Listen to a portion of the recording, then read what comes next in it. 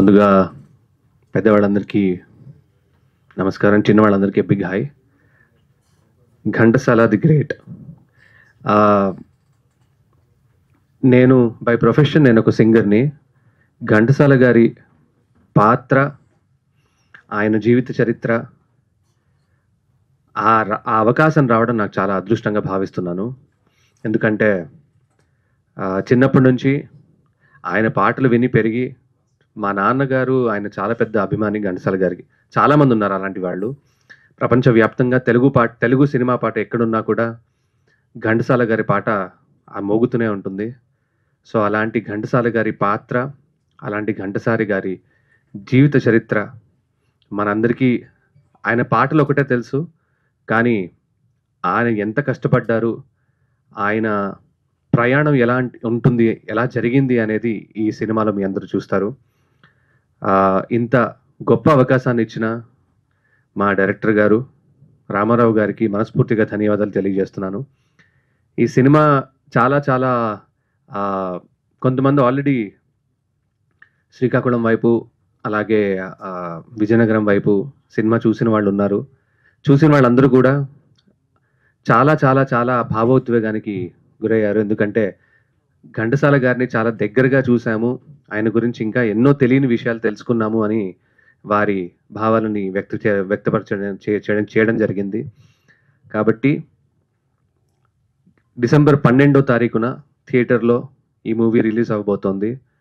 ఘంటసాల గారు తెలుగు పాట అనేది ఎలా ఉంటుంది, ఎలా ప్రారంభమైంది, ఎందుకంటే మనకి తెలుగు సినిమా ఇండస్ట్రీలో కొన్ని పేర్లు అలా మిగిలిపోతూ ఉంటాయి. ఎన్టీఆర్ గారైనా, ఏఎన్ఆర్ గారైనా, కృష్ణ గారైనా. సంగీతంలోకి వస్తే ముందుగా తెలుగు సంగీతంలో, సినిమా సంగీతంలో ముందుగా చెప్పుకునే మొదటి పేరు ఘంటసాల గారు మేల్ సింగర్స్లో. అండ్ ఇంకొక అదృష్టం ఏంటి అంటే, ఇది ఎస్పీబీ గారు ఉన్నప్పుడే ఈ బాలు గారు, మనందరి బాలు గారే దీని ట్రైలర్ కూడా లాంచ్ చేయడం జరిగింది. సో అది కూడా ఇంకో వేరే చాలా చాలా పెద్ద అదృష్టంగా భావిస్తున్నాను నేను. మళ్ళీ దానికి కూడా నేను రామారావు గారికి ధన్యవాదాలు తెలియజేయాలి. ఎందుకంటే ఘంటసాల గారు, బాలు గారు రెండు కళ్ళు మన తెలుగు సినిమా సంగీతానికి సంబంధించి. కాబట్టి వాళ్ళిద్దరూ ఈ సినిమాకి, వాళ్ళిద్దరి ఆశీర్వాదం ఎంతగానో ఉంటుందని మనస్ఫూర్తిగా కోరుకుంటూ, డిసెంబర్ 12వ తారీఖున మీ అందరూ కూడా థియేటర్లో ఈ సినిమా చూసి ఆదరిస్తారని మనస్ఫూర్తిగా కోరుకుంటూ, థ్యాంక్ యూ సో మచ్. ఇప్పుడు బయోపిక్లు తీయడానికి ముందు గట్స్ కావాలి. ఆ గట్స్ ఉన్న వ్యక్తి మా రామారావు గారు. ఆయన దర్శక నిర్మాతగా చాలా అద్భుతంగా తీర్చిదిద్దారు.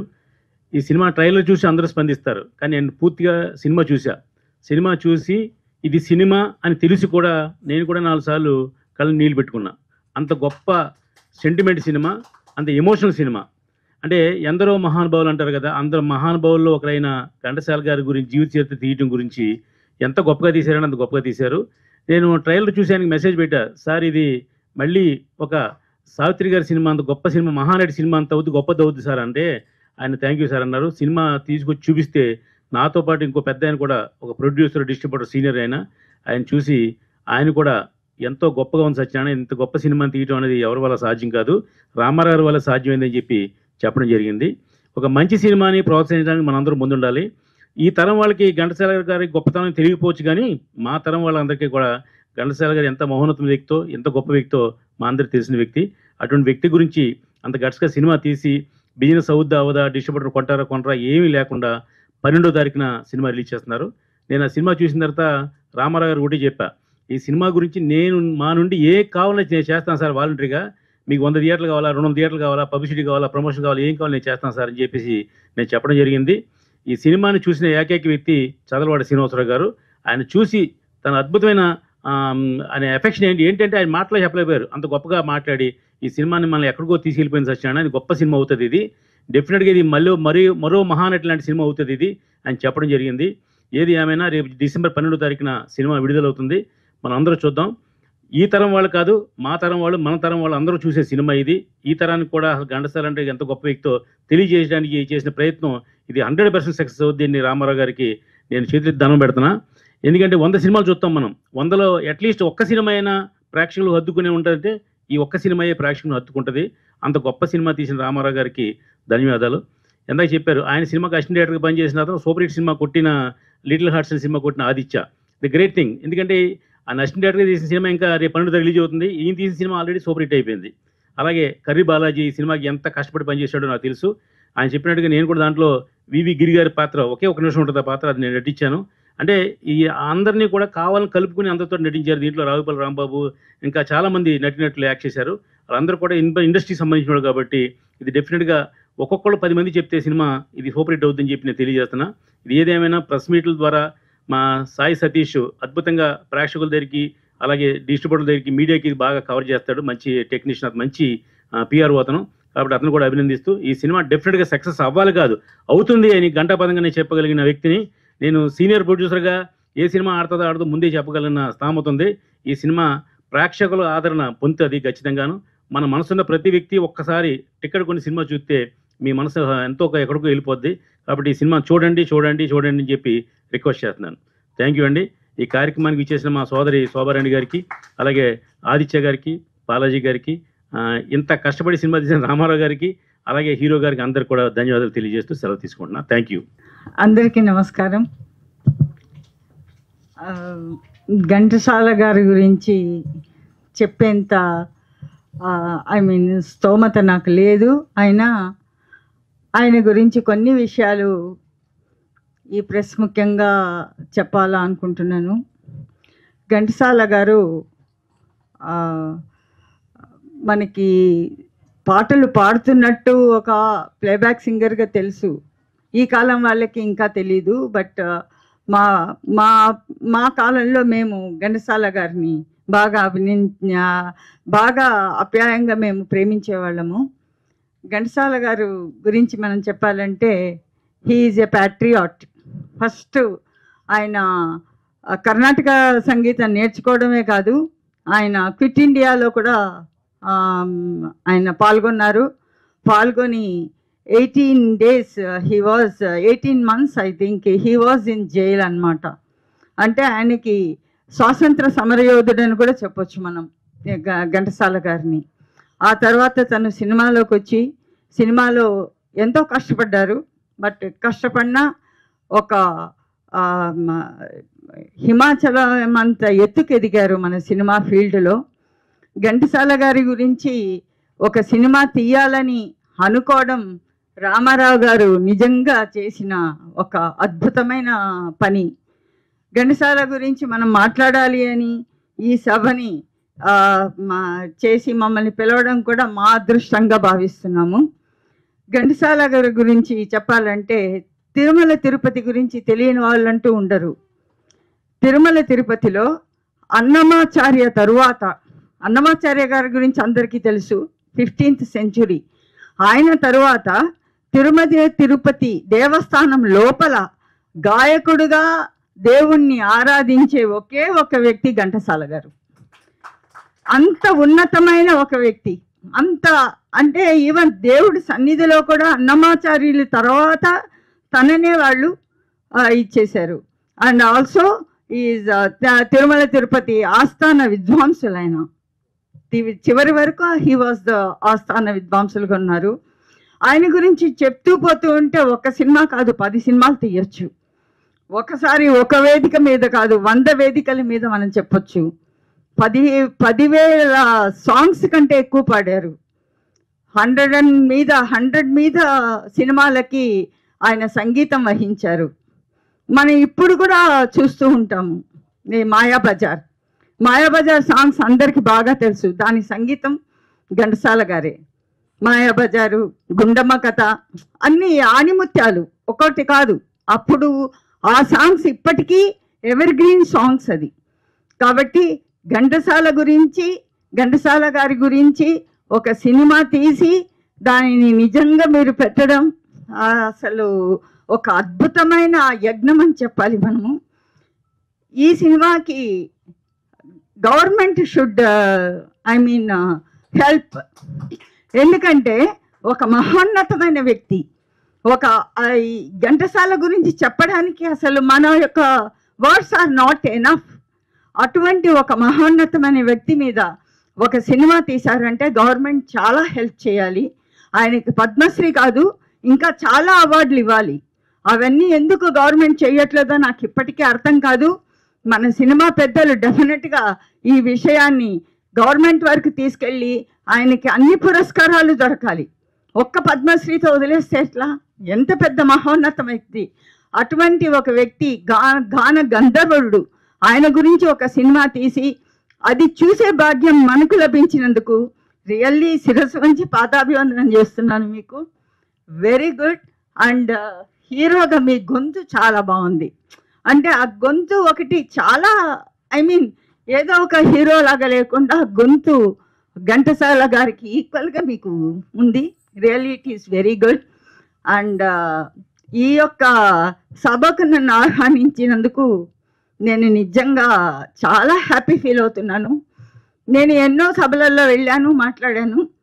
కానీ ఘంటసాల గురించి మాట్లాడడానికి మమ్మల్ని పిలుస్తున్నారు అన్న వెంటనే నిజంగా చాలా సంతోషమైంది. ఆయన గురించి, సినిమా గురించి, ఆయన యొక్క సేవల గురించి చెప్పాలంటే ఈ జీవితం సరిపోదు. కాబట్టి ఈ సినిమా అందరూ చూడాలి, అందరూ ఆదరించాలని కోరుకుంటూ సెలవు తీసుకుంటున్నాను. Thank you. నేను 2014లో డిగ్రీ అయిపోయింది నాది. జాయిన్ అయిన తర్వాత నాకు సినిమా ఇండస్ట్రీలోకి ఎట్లా వాళ్ళో తెలియదు. అప్పుడు అశోక్ అని ఒక జర్నలిస్ట్, నాకు దయాల్ అశోక్, ఆయన బాలాజీ గారిని పరిచయం చేసిండు. ఆయన దగ్గర పనిచేస్తున్నప్పుడు ఆయన అప్పుడు ఒక సినిమా ప్రీ ప్రొడక్షన్ ఉంటుండే, మేము రోజు వర్క్ చేస్తుండే. ఆయన దగ్గర ఏడీగా జాయిన్ అయినా నేను యాక్చువల్గా. అప్పుడు అది కొంచెం డిలే అయిన తర్వాత రామారావు గారి దగ్గర ఒక సినిమా ఉంది, ఇట్లా చేస్తున్నాడు, నువ్వు చేస్తావా అంటే అప్పుడు చాలా ప్యాషనేట్ ఉండే నేను. ఇప్పుడు కూడా ప్యాషనేట్ ఆబ్వియస్లీ, బట్ అప్పుడు ఏదో చూడాలి కెమెరా ఎట్లుంటుంది నాకేం తెలియదు. సో కానీ విజయనగరం పోవాలా అని తెలిసింది. నాకు విజయనగరం ఎట్లుంటుందో కూడా తెలియదు. సో పోదామని ఎగ్జైటెడ్గా నేను, బాలాజీ గారు, నేను రామారావు గారితో కలిసి విజయనగరం పోయి ఒక 12 రోజులు, సుమారు 12 రోజులు షూటింగ్ చేసినాం. అది నా లైఫ్లో ఫస్ట్ టైం నేను కెమెరా చూడడం. అంటే సెట్ అనేది ఎట్లుంటుంది ఎక్స్పీరియన్స్, ఓకే ఎట్లా చేస్తారని. బాలాజీ గారు పేపర్ మీద షార్ట్ డివిజన్ చేస్తుంటే చూస్తుంటే నేను సైడ్కి వెళ్ళి ఇది లెఫ్ట్ రైట్ రాసిర్రు అప్పట్లో స్క్రిప్ట్. ఇప్పుడు మేమంతా సెల్టెక్స్ ఇదంతా ఇట్లా స్ట్రైట్గా రాసుకుంటూ వెళ్దాం. So everyday night sir notes చెప్తే నేను రాసుకుంటుండే. నా తెలుగులో అన్ని తప్పులు పోతుండే. అయినా కూడా పాపం ఆయన అర్థం చేసుకొని ఓకే వీడు రాసింది ఏదో అనుకొని తీసుకొని నేను అడ్జస్ట్ అవుతుండే. అట్లా ఒక 12 రోజులు నా లైఫ్లో ఫస్ట్ టైం నేను ఎక్స్పీరియన్స్ చేసిన. It was a wonderful experience. I'm so glad. తర్వాత నేను ఎక్కడ వర్క్ చేయలేదండి. నా లైఫ్లో నేను ఏడీగా వర్క్ చేసింది కేవలం రామారావు గారి దగ్గరకే. అది కూడా ఒక 12 రోజులు. తర్వాత నేను ఇంకా యూకే వెళ్ళిపోయినా, మాస్టర్స్ చేసుకుని వచ్చి మళ్ళీ నా ఓన్ ట్రయల్స్ చేసి నేను ఓన్గా డైరెక్టర్ అయినా. But that 12 days experience had help me so much. I'm very కొంచెం ఇబ్బందిగానే ఉంటుంది ఈవెంట్స్ అవి ఇవి అంటే, కానీ హీఈస్ వెరీ స్పెషల్. ఈ cinema is very special to me. So నాకు నైట్ ఫోన్ చేయగానే కొంచెం చాలా వర్క్ ఉన్నా సరే I skip date and game just for him and for this film. Thank you so much. And నా ఫస్ట్ సినిమాలో remuneration కూడా ఆయనే ఇచ్చిండు నాకు జీతము. అప్పట్లో ఏడీలకు జీతం ఉండదు అంటుండే, బట్ స్టిల్ ఆయన పే చేసిండు. So when ever I'm working I make sure that I will pay to my Aedes, somehow they'll get. So Araku కూడా పంపించిండు, ఎంజాయ్ చేయండి 12 days, బాగా కష్టపడ్డా ఉన్నప్పుడు 2 days. So it was a great experience. ఆయన వల్లనే నాకు ఘంటసాల గారి గురించి ఎక్కువ తెలిసింది. ఆ స్క్రిప్ట్ మొత్తం నేను చదివిన. ఇట్స్ అ బ్యూటిఫుల్ స్క్రిప్ట్, చాలా ఎమోషనల్ ఉంటుంది. I request all the families to watch this. మీకు ఇంకా నాస్టాలజిక్ అనిపిస్తుంది. I request all the youth to watch it so that you'll understand how big Ghantasala garu is, like such a legend he is. నేను ఆ script చదవకపోయింటే, దాన్ని work చేయకపోయింటే నాకు కూడా అంత తెలియకపోతుండే.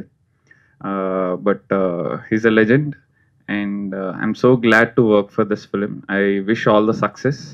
Thank you for inviting me. Always for you, sir. I will be always available for you. And all the cast and crew, congratulations being a part of this film. Thank you.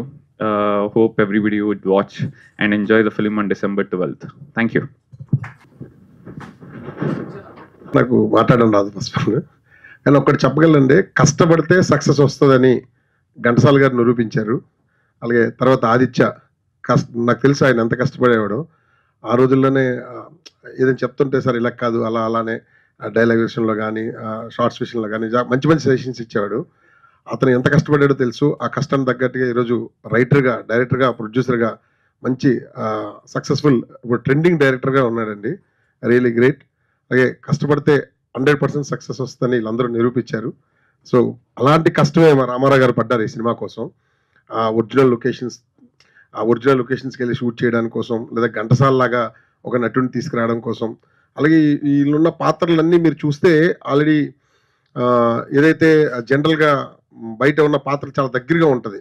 ఇందులో నాకు exact చెప్పడం రావట్లేదు కానీ చాలా మంది ప్రముఖులు ఉంటారు. ఆ ప్రముఖులందరినీ రామ్ సత్యనారాయణ గారు అయితే వైస్ ప్రెసిడెంట్ ఆఫ్ ఇండియా కింద క్యారెక్టర్ చేశారు. అతనికి ఎగ్జాక్ట్లీ 2 ఫోటోలు చూస్తే మీరు 2 ఒకేలాగా ఉంటాయి. ఇట్లా అందరినీ తీసుకురావడం కోసం ఛానల్ దానికోసం వర్కౌట్ చేసి ఈరోజు నిజంగా సినిమా చూస్తే అందరూ డెఫినెట్లీ మీ అందరికీ నచ్చుతుందండి. అంత గొప్పగా వచ్చింది. 50s జరిగేది మొత్తం అంతా ఎలాగైతే ఆదిత్య 90s లో జరిగేది మొత్తం అంతా ఎలాగైతే అద్భుతంగా క్యాప్చర్ చేసి మీ అందరూ చూపించాడు, అలాగే 50s జరిగేది మొత్తం అంతా ఆయన అద్భుతంగా క్యాప్చర్ చేశారు. సినిమా అందరూ ఆదరించాలని, మంచి సక్సెస్ వచ్చి ఆయన కష్టానికి గుర్తింపు రావాలని కోరుకుంటున్నాను. Thank you. సభకు నమస్కారం. ఘంటసాల పాటకు నమస్కారం. ఆ పాట ఘంటసాల పాట మంచి పాటగాడు, లేకపోతే గంధర్వ గాయకుడు, అటువంటి చాలా చాలా మొదటి పాటని పరుగులు పెట్టించిన వాడు ఘంటసాల అనే విషయం అందరికీ తెలుసు. మనకి పాట వినగానే, శివుణ్ణి చూడగానే మనకి కాశీ గుర్తొస్తుంది, వెంకటేశ్వర స్వామి అనగానే తిరుపతి గుర్తొస్తుంది, అలాగే పాట అనగానే ఘంటసాల గుర్తొస్తాడు. అటువంటి ఘంటసాల గొప్ప గాయకుడని అందరికీ తెలుసు. కానీ ఆయన వ్యక్తిత్వం అంతకంటే గొప్పదనే విషయం చాలా కొద్ది మందికి తెలుసు. ఆ వ్యక్తిత్వం అందరికీ పరిచయం చేయాలనే ఉద్దేశంతో సినిమా తీయడం జరిగింది. సినిమా తీసాము. ఘంటసాల మొదటి పాట పాడడానికి ఎంత కష్టపడ్డారో అంతకంటే కష్టపడి తీయాల్సి వచ్చింది. ఒక దశలో నిరాశ నిస్పృహలకు లోనేటప్పటికీ కూడా మీకు ఒక విషయం చెప్తాను. ఘంటసాల అంత మహోన్నతమైన వ్యక్తి పాత్ర చెయ్యండి అని నేను అడగని నటులు లేరు. పెద్ద పెద్ద స్టార్స్ని అందరినీ అడిగాను, కానీ ఎవ్వరూ ముందుకు రాలేదు. కానీ ఆ సమయంలో నాకు స్వరాభిషేకం చూస్తున్నప్పుడు కృష్ణ చైతన్య చూడడం జరిగింది. ఈయన కొంచెం ఘంటసాల గారి దగ్గరగా ఉంటే ఆయన కూడా ఎంతో పెద్ద మనసు చేసుకొని, నేను నటుని కాదు గాయకుడిని అంటే నేను నటింపజేస్తానని చెప్పి ఆయన్ని ఒప్పించి ఈ సినిమాకి ఘంటసాల పాత్ర జరిగింది. ఆ విషయంలో బాలసుబ్రహ్మణ్యం గారు ఒక ట్రైలర్ లాంచ్ చేస్తున్నప్పుడు అన్నారు, ఎవరు సెలెక్ట్ చేశారో కానీ ఘంటసాలని ఆయన కేసీ అని పిలుచుకునేవారు. అచ్చు చిన్నప్పుడు ఘంటసాల ఎలా ఉన్నారో ఆ విధంగానే ఉన్నారు. సినిమా చూస్తే మీ అందరికీ అనిపిస్తుంది, ఓ నిజంగా ఘంటసాల అంటే ఈయనే అన్నట్టుగా అతను బాగా పెర్ఫార్మెన్స్ చాలా గొప్పగా చేశారు. తర్వాత ఈ సినిమా ప్రివ్యూ వేసినప్పుడు అందరూ కూడా చాలా మంచి స్పందన వస్తూ ఉంది. అదే స్పందన సినిమా విడుదలైన తర్వాత December 12th మేము రిలీజ్ చేస్తున్నాము. ముఖ్యంగా మీ అందరికీ చెప్పవలసింది ఏమిటంటే, ఘంటసాలకి కట్టప్పకి సంబంధం ఉంది. అదేంటి ఘంటసాల ఎక్కడ, కట్టప్ప ఎక్కడ, రాజమౌళి గారి కట్టప్ప ఎక్కడ అనుకుంటారు. కానీ ఈ మధ్యనే నాకు ఒక కట్టప్ప ఎదురయ్యి ఈ సినిమాని సర్వవిధాల ఆపుదామని ప్రయత్నం చేస్తున్నాడు. అతని ప్రయత్నాలు ఫలించకూడదని భగవంతుని ప్రార్థిస్తున్నాను. ఈ సినిమా అతని దుష్ట చర్యల దగ్గర నుంచి ఈ సినిమా బయటపడాలని భగవంతుని ప్రార్థిస్తున్నాను. ఇండస్ట్రీ కూడా సహకరించాలని వేడుకుంటున్నాను. ఈ సినిమాకి ముఖ్యంగా చాలామందిని ఈ ప్రముఖులు, సినిమా ప్రముఖులందరూ కూడా స్టేజ్ మీద ఏవో చెప్తూ ఉంటారు. నేను రండి రండి రండి అని అడిగిన వాళ్ళు ఎవరు కూడా రాలేదు. పెద్దం పని చేసుకొని నా హీరో, నా ఆదిత్య, కర్రి బాలాజీ వీళ్ళందరూ రాబట్టి ఈ సభ ఇంత సక్సెస్ అవ్వడానికి కారణము.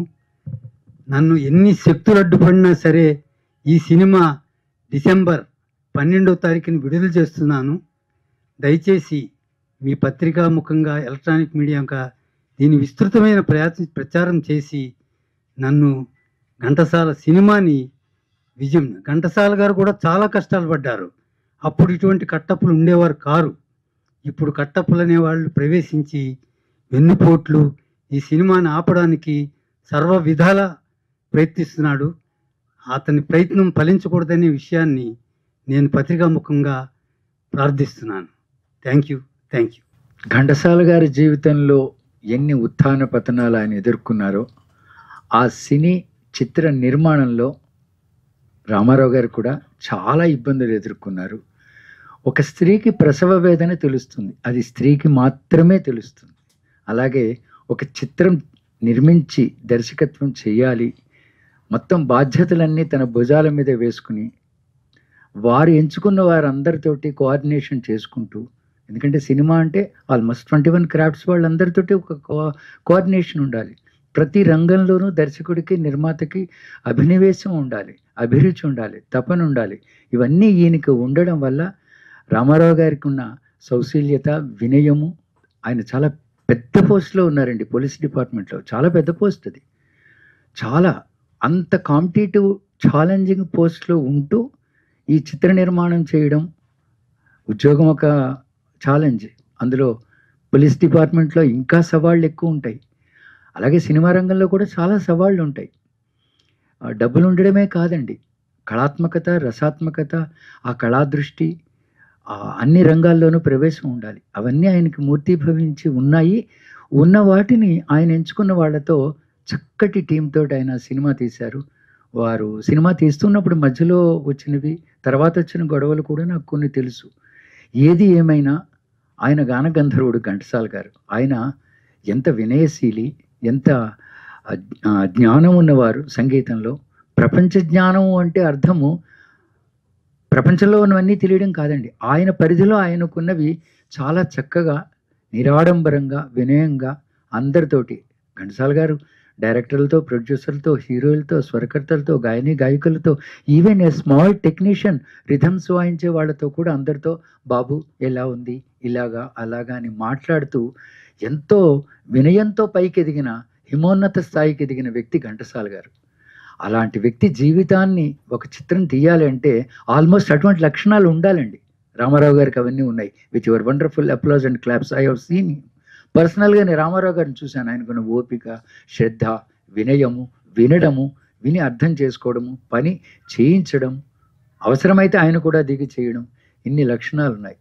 అసలు ఈ పాట గురించి ఆయన పరిశీలించారు. ఘంటసాల గారి పాట గురించి ఆయన చాలా పరిశోధన చేశాకనే అంత అభిమానం పెంచుకున్నారు. నాకు తెలిసి ఆయన సింగర్ కాదండి, రామారావు గారి సింగర్ కాదు. కానీ ఘంటసాల గారి అభిమానం ఎంతవరకు వెళ్ళిందంటే, మేమైతే ఆయన పాటలు పాడుకుంటాం, ఇంట్లో ఫోటో పెట్టుకుంటాం, December 4th, February 11th ఫంక్షన్స్కి వెడతాం. అలా కాదు, ఆయన ఘంటసాల గారిని లోపలికి ఎంబైబ్ చేసుకున్నారు. తానే అని అనుకుని అలాంటి పాత్ర బయటికి ఎలా చెప్పాలని కృష్ణ చైతన్య గారిని ఎంచుకున్నారు. ఇవన్నీ ఒక పరమాత్మ ఇచ్చిన వండర్ఫుల్ బ్లెస్సింగ్స్ అనుకుంటా. ఫైనల్గా ఘంటసాల గారి పాటల గురించి మేము ఎన్ని స్టేజ్ల మీద చెప్పినా నాకు ఎప్పుడు కొత్తగా చెప్పాలనిపిస్తుంది. రచన, స్వరకల్పన, గానం, చిత్రీకరణ అనే ఈ 4 లైన్స్ని ఒక ఫోటో కడితే ఘంటసాల గారు 4గిట్లోనూ ఉంటారు, మధ్యలో ఘంటసాల గారే కనిపిస్తారు. ఎట్లా అంటే, కవి మాటలకి ఈయన, స్వరకర్త స్వరాలకి ఘంటసాల గారు, గానం ఆయన పాడినా వేరే వాళ్ళు పాడినా ఘంటసాల గారి ముద్ర కనిపిస్తుంది. చిత్రీకరణ, ఆ పాత్రలో రామారావు గారున్నా, నాగేశ్వరరావు గారున్నా, గుమ్మడి గారి, వాట్ ఎవర్ హీ మేబీ, ఆ క్యారెక్టర్ కూడా ఘంటసాల గారిలో కనిపిస్తారు. అంత ఫ్రేమ్లో మధ్యగా ఉండి నేపథ్యంలో ఉన్న వ్యక్తి ఘంటసాల గారు. ఆ నేపథ్యం అంటే వెనకాల ఉండడం, వెనకాలన్న వాడిని ఉన్న ఆయన ముందరికి వచ్చి నటించిన వాళ్ళందరినీ పైకి తీసుకొచ్చిన గాత్రం అది. Thank you very much for this wonderful opportunity. Thank you. నా వెన్ను పోటు పొడుస్తున్న వాళ్ళని పక్కకు నెట్టి వెన్ను తట్టి భానుజీ రామర్స్ నా బాల్యమిత్రుడు. ఈయన మూలంగానే నేను సినిమా రిలీజ్ చేయగలుగుతున్నాను. Thank you my dear. పూర్వం నా చిన్నప్పుడు ఘంటసాల ఘంటసాల పాటలు లేనిదే ఏ సినిమా థియేటరు సినిమా మొదలుపెట్టేవారు కాదు.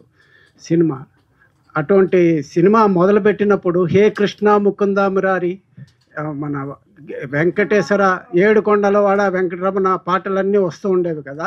అలాగే ఇప్పుడు ఏ బయోపిక్ తీసినా సరే ఘంటసాల బయోపిక్ కానీ అంత బాగుందా అనుకుంటారు. ఆ లెవెల్కి ఈ బయోపిక్ ఉంటుంది. దయచేసి మీరందరూ మీ కుటుంబ సభ్యులతో సైతంగా సినిమా థియేటర్లో చూసి మీ ఫ్రెండ్ సర్కిల్లో అందరికీ చెప్పి దీన్ని ఆదరించవలసిందిగా కోరుకుంటున్నాను. Thank you.